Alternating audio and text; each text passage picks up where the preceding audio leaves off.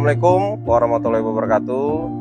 Saya Kapolres Pidijaya mengucapkan terima kasih pada adik-adik mahasiswa STK PTK yang telah menyumbangkan sumur bor kepada Kampung Masjid Duha. Ini dari mahasiswa PTK Pak, dari Jakarta. Mudah-mudahan bermanfaat dan bisa digunakan oleh masyarakat sekitar untuk kebutuhan air bersihnya.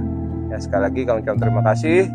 Ini sangat membantu terutama bagi masyarakat terdampak bencana. Kita lihat sendiri kemarin juga baru saja terjadi banjir kembali, tapi alhamdulillah sekarang sudah surut. Mudah-mudahan bermanfaat, berkah di bulan suci Ramadan. Wassalamualaikum warahmatullahi wabarakatuh.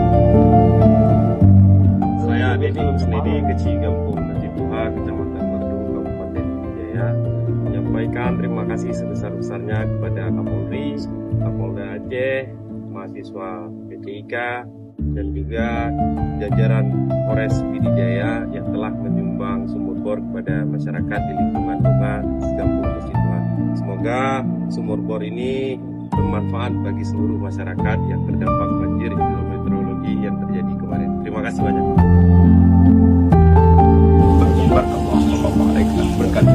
Amin. Amin.